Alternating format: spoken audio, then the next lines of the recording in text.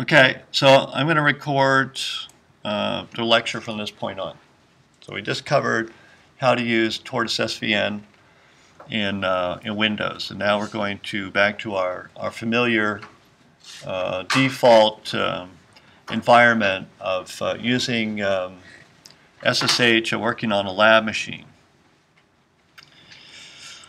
All right, let's start by looking at the course schedule and see where we are.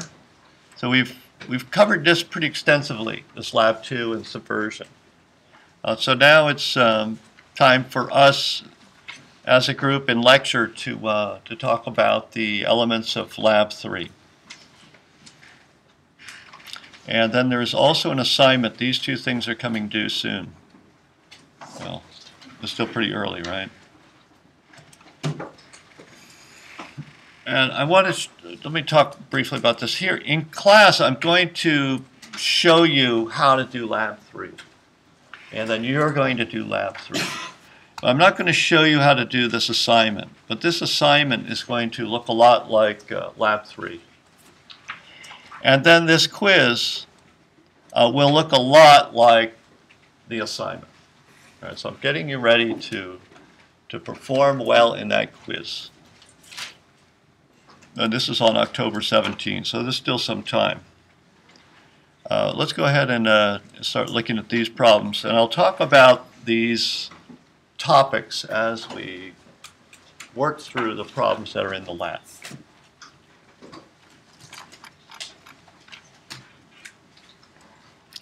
Here's the first exercise in Lab 3. Practice with mathematical expressions. So the problem is to write a console program that prompts the user for 3 double precision floating point values x, y, and z. And then the program computes and displays the following values: the sum of x, y, and z, the sine of x, the cosine of x plus y divided by z, and the expression is given there, and the average of x, y, and z. Okay, place this in this named folder. Write a console program. There are console programs, and then there's graphical programs. See, this browser is a graphical program. It's running inside a window that's provided by the operating system. So when the browser program starts to run, it communicates with OS 10, the operating system, and it says, I need a window and with a menu, and I want my menu to have Chrome as the first menu choice. And so the program, when the program runs, it has to configure, it requests a window, and it has to configure the window to have the functionality and the appearance that's intended. So that's a graphical program, but the console program is a program that you run inside the console window. This is a console window, and this is a way to interact with the operating system through what's called the command line. So ls, that would be that's a command. I'm issuing a command at the console window. It's not, the command is not, it's a console-based command. It doesn't need or use a graphical interface. There's no window with this ls command. It can only run inside of a console window. So in this class, we are only writing console programs. We're not writing any graphical programs.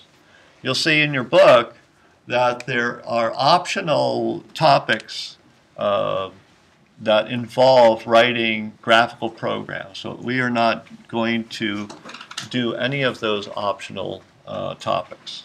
Anything that has to do with writing code that runs in a window, we will be skipping that in the book.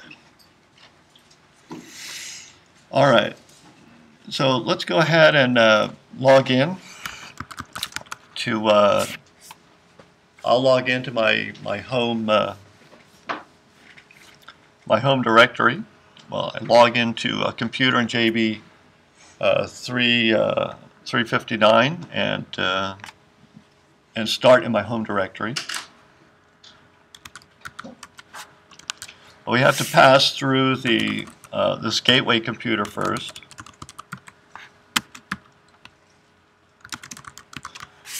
This is an alternative way to do this, -L Turner. Let's see.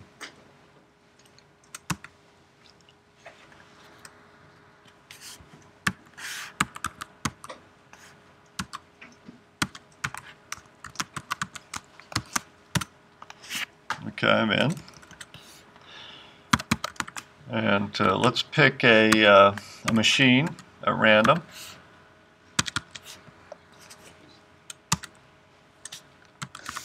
I have never connected to machine 11.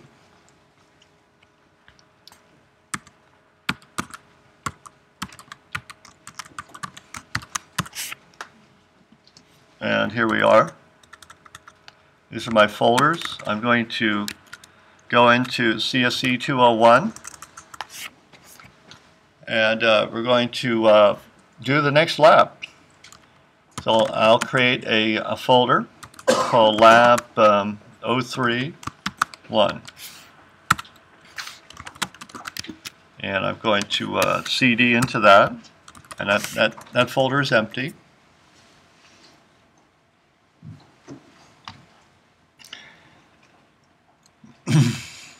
So now let's go ahead and let's get started on this problem. All right, so what's the standard way to do this? Let's copy some existing code and modify from that point. So I'm going to copy from one of the other labs here, say lab, problem 1 of lab 2. I call the file main.cpp because it has the main function in it. This is the name of the function main, and it has to be called main, and that's the entry point. So when you want to run the program, the operating system needs to know what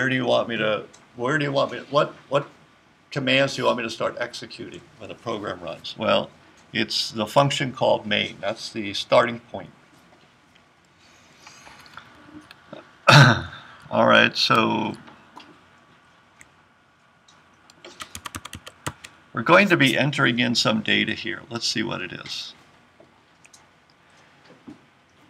Okay, the console program prompts the user for 3 double precision floating point values, x, y, and z. So without doing anything else, let's just figure that out. How are we going to prompt the user for 3 floating point values, x, y, and z, and read those in?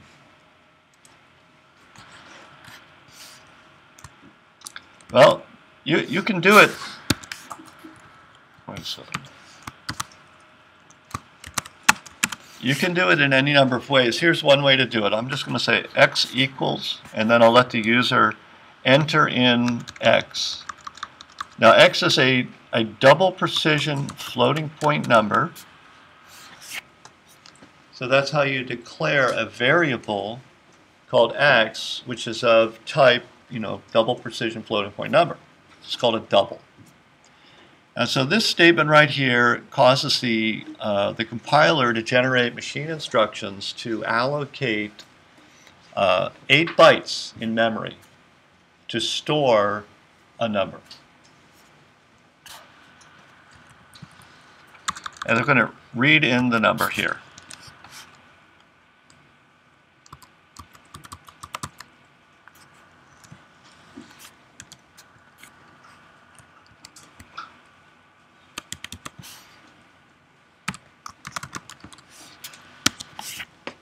It's just a test. Let's see if we can get that to work. So we prompt the user, we say x equals something, and we declare the value. We declare a variable that's going to hold the number that the user inputs through the keyboard. And then we read the number in through the keyboard. And then we just say thank you and terminate. Let's look at that.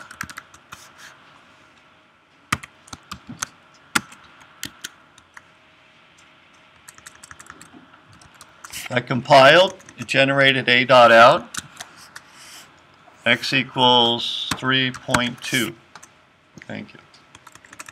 So I'm showing you how to do this incrementally.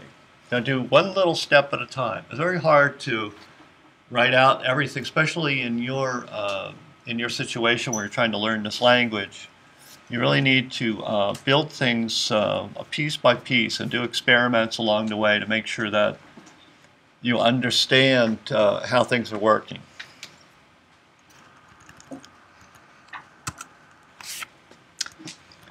So we read in X, but let's do this. We're going to need to manipulate X. And so I'll do something like maybe, well, let's go ahead and do it exactly. What is the sum of X, Y, and Z? All right. What is the sine of X? Let's read in the other values, Y and Z.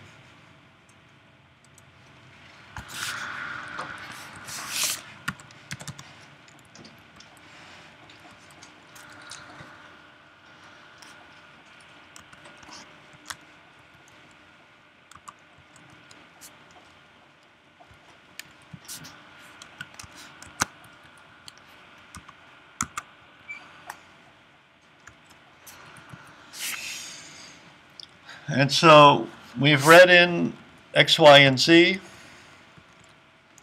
and now we need to compute X plus Y plus Z.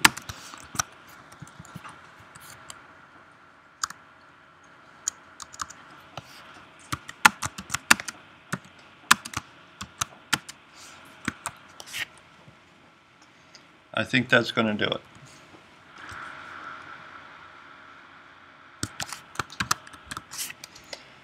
So the first block here, now maybe the code is a little hard to read, so what I'm going to do is refactor, and I think that means reorganizing the code. It's going to do the same thing, it'll accomplish the same end goal, but it's just going to be easier to read. It's going to be easier for me to talk about. And you tell me whether you think what I do right now makes this program easier to read. I'm going to declare all my variables at the outset before I do anything else.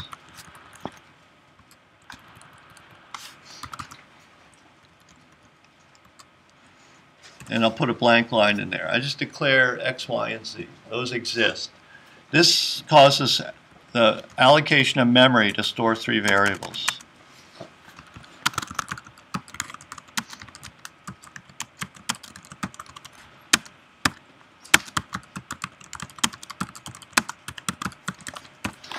Maybe I'll put a comment in there.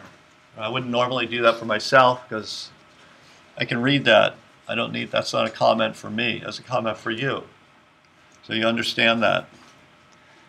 So that's how you do comments, by the way. See this slash slash? This is called a single line comment. You can see it's actually color coded. This is purple to distinguish it from these other characters that are in the program to show that it has some different function to it. So this is a comment. This is not translated into machine instructions. This is simply for the programmer to make a record of what the program is trying to do. And we can't break these up. These cannot be broken up similarly. These are, we can't prompt, well, we could do it, I guess. We prompt X equals something, and then here we wait for the user to type in a value. Once the user types in a value, then we output Y equals to prompt the user for the Y value, and so on. And once the user enters in the Z value, then we print out the equation that we need to evaluate, and then we actually carry out the equation here and print the result.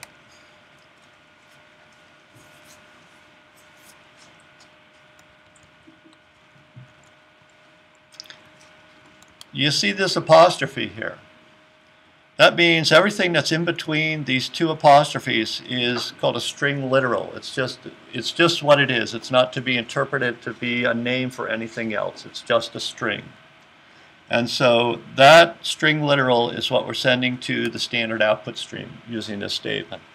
So we print x plus y plus z equals just character by character.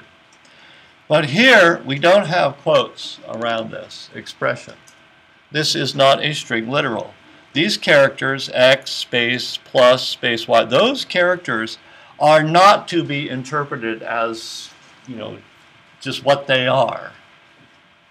They are to be interpreted as symbols that represent something else. And this x is a symbol that represents the memory that was allocated at this point in the program. Now this is the command that allocates memory to store a floating point value in 8 bytes of memory. This x here is the same symbol, and it refers to the same block of memory, in the same storage location. This symbol here, it's different than that symbol there. I mean, in terms of how the program understands it. This is just getting printed to the output stream, the plus symbol. Here, we're telling the compiler, hey, I want to do an addition operation. I want you to reach into the memory that's named X, pull the number out of that memory, and go into the memory that's named Y, pull the number out of that memory, and then add the two numbers together. And when you add the two numbers together, you get a result. And I'm going to put parentheses around there just to sort of emphasize that. This thing gets evaluated first. X plus y is evaluated first. Once these two numbers have been added by the CPU, then we're telling the computer to look in the number that's in memory named by Z, pull that number out, and add it to the number that we just computed. And that produces a second result, and I'll just put parentheses around that, these are optional, but just to explain it. That result, which is the result of this calculation, that number is, with this operator here, this is called an output operator. We're taking that number and we're sending it to Cout. Cout is a name that represents the standard output stream. So programs have an input stream and they have an output stream. By default, the output stream is connected to the display, the terminal window, actually. And so this statement here results in the writing of the result, the number that results from here, the writing of that result into the display, into the console window. This is a name that refers to a special character that creates a new line in the console window. It's called it outputs a new line character. It's called a non-visible character. A white space character. That's another word for it. Called a white space character. You know, when you're using a word processing program and you're typing, and then you hit enter, and then the cursor goes to the next line. Well, when you hit enter, you're inserting a white space character called a new line character. And that new line character is actually inserted into the data that comprises your document. But it's not visible to you in the sense that you don't see a character there, but you see the effects of it, because it causes the next bunch of characters that come out to be displayed in the next line. So that's what endl is. This statement here is the writing of that invisible new line character into the output stream.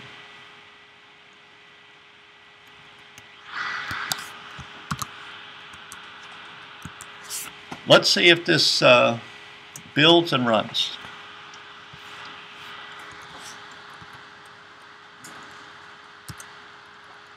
It builds. Let's see if it runs. So it's 2.2, 1, and minus 2.0. What's the sum of those three numbers?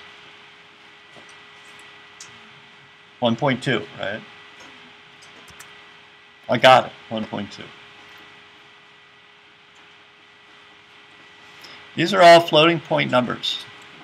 And, you know, negative signs are good. And you don't, the decimal point is optional. This one is being read in and stored as a floating point number, even though it's typed in as an integer.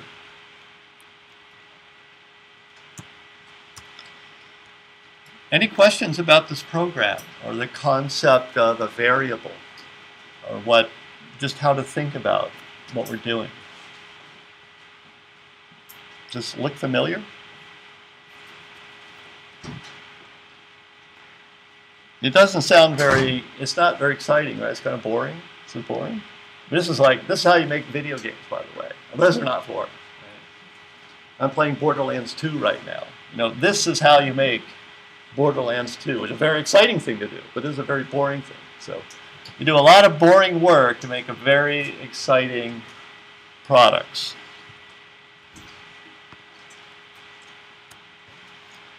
All right, now let's look at the next step.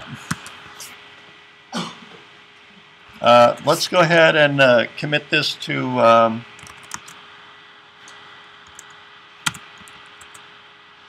the repository. And I'm going to, you know, I don't want that a.out in there, so I'm going to delete that file. rm is removed.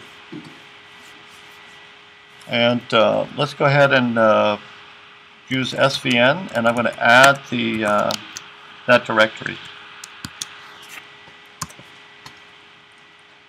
It adds a directory, that's what we see in the first line, but it also adds the file that's in the directory. That's the reason I deleted a.out. I didn't want a.out to get added in there.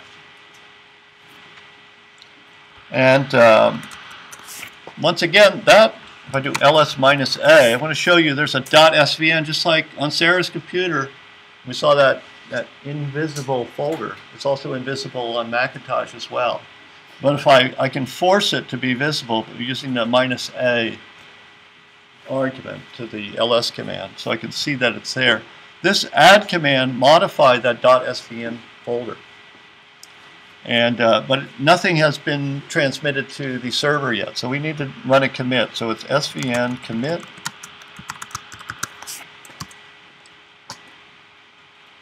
and now it has been transmitted.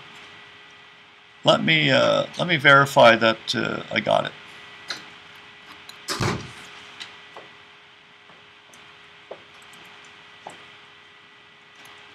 I need the URL. I'm going to grab it from here. And let's go ahead and take a look at that.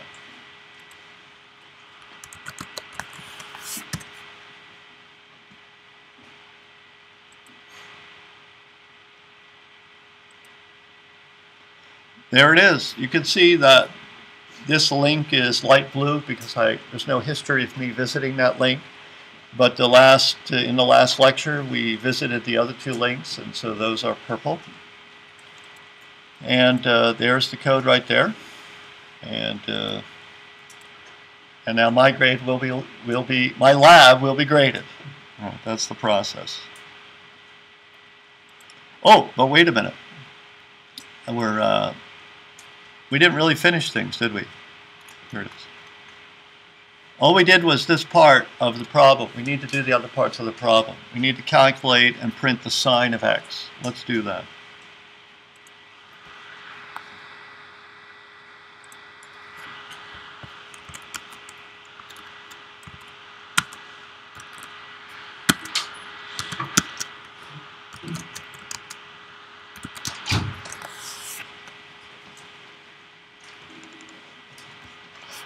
All right, let's see. We're going to, it'll look something like this. I'm just going to guess, that my hunch is we're going to need to do another calculation. Well, it's not much of a guess here.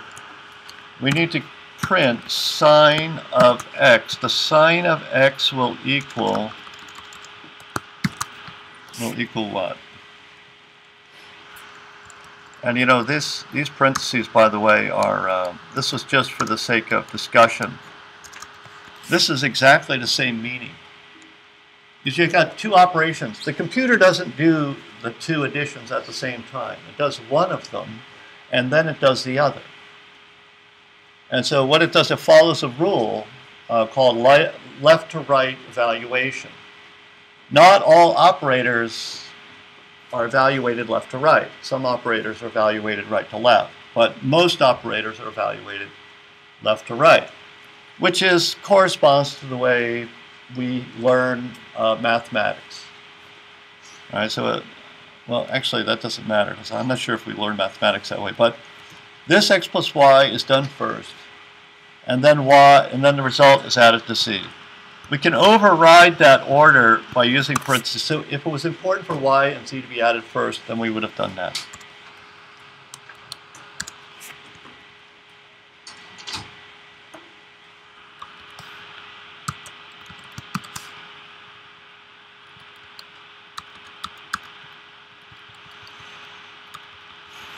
So now what we want to do is compute the sine of x and display that. And the sine is a function that's available in computer languages usually. And but to have access to that function, we need to alert the compiler to the fact that we want to use this formula. But I'm going to show you, and that means adding an include statement. But I'm going to leave that out just to show you what the error message is going to look like without it.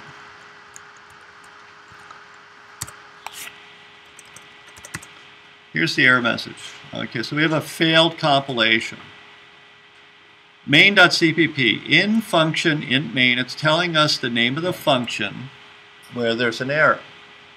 So in there, and then it has a colon here, so it's just telling us, so look in main, okay, and then after you look in main, then look in line 27, and look in column 18, but I usually ignore the column number.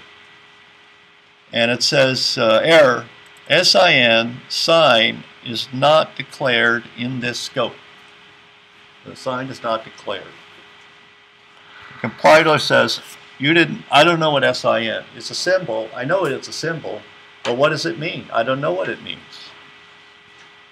So the compiler is telling us it doesn't know what SIN is. But we could define SIN.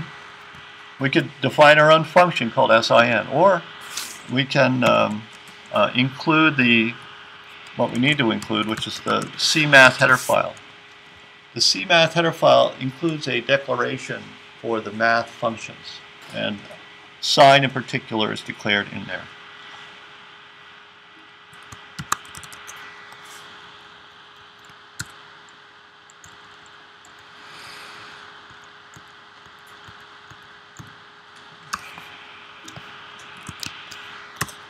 What's x? All right, the sine, it's going to take the sine of x, right? What's the sine of, how do I get 0? 1? Is the sine of 1? Wait a minute. Sine of 0 is 0, right? Okay, good. Got a math major in here. Sine of 0 is 0. Let's see. We don't know if it's radians or if it's degrees, right? So what's 90 degrees in radians? Well, let's just do 90, right? So if the sine function, we don't know, see the sine, we don't know what units the sine function takes. Does it take radians or does it take degrees? So we type in, let's suppose it takes degrees. What's the sine of 90? That's 1, right? Where's the math major? Oh.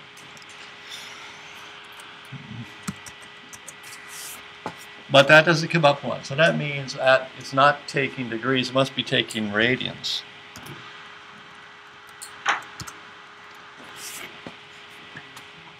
What's 90 degrees in radians? Well, what's pi over 2?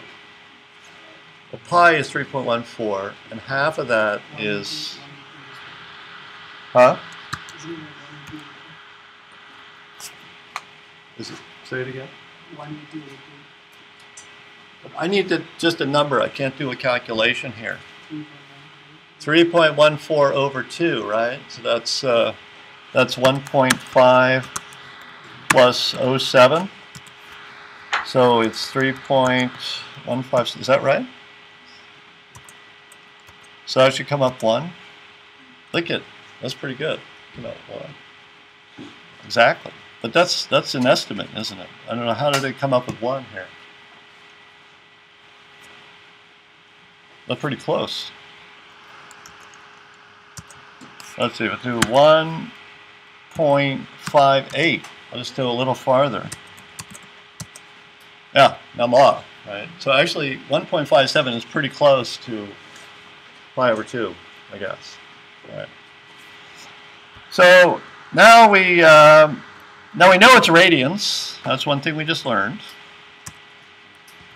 That this function is taking radians. All right, let's do the next one. What's the cosine of x plus y divided by z? And I used to state the problem just like that, but it's ambiguous, so I had to show the formula, and this is the formula right there.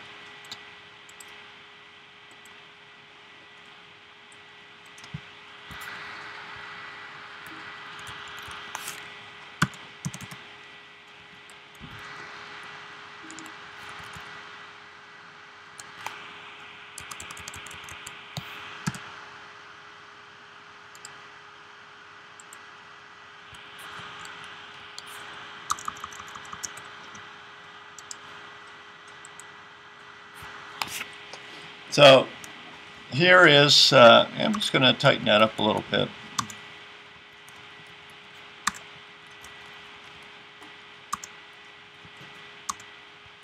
Maybe I'll do it like this.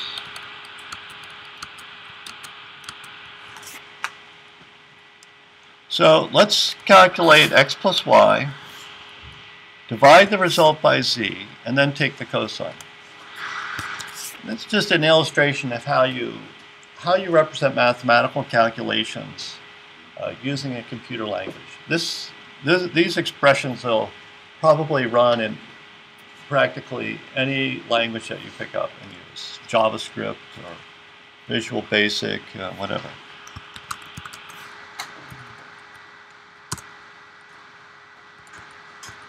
And anyway, it does some calculation for us. All right. Let's one more. The average of x, y, and z. This is the hard one.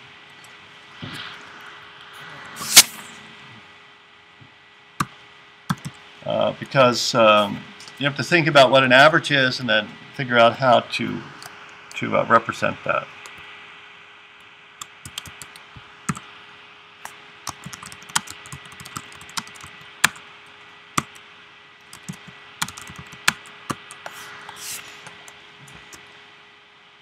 Now, of course, we can't type that in. The computer's not going to. The compiler won't understand that as an instruction. So we'll need to do it ourselves here. So it's x plus y plus z, and then divide by 3. So an average is you add the numbers together and you divide by the number of numbers. All right.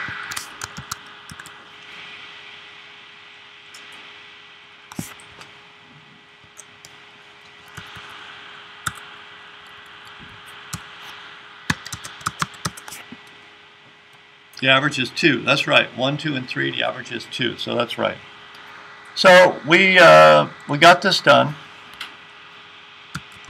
I'm going to commit my changes. So look at where I'm at here. Actually, I could do the commit from here, but I recommend being up a level and committing at this level.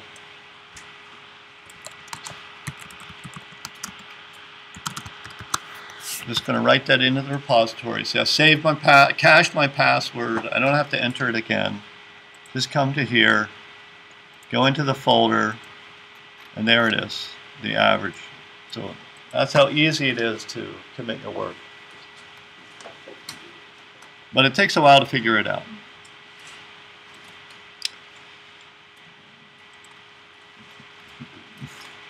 Now here's another exercise, unit conversion. Here's another exercise on random numbers.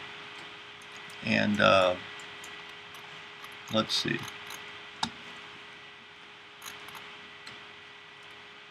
Let me check the schedule again. What is today? October 3. And so lab 2 is due tonight, midnight. All right. And but lab 3, I think most of you can complete lab 3 this week. That's what I'm thinking. But I don't have time to cover all of those exercises. So you're going to need to read about random numbers and so on. But I will cover that on Monday. Or I can answer questions in the lab room. If you're in lab and you want to work and complete lab 3, I can tell you what to do there. And then think in terms of doing this assignment as early as you can and get ready for this quiz on September 17th. 14 days away. Right? Got still lots of breathing room here. I'll see you next time.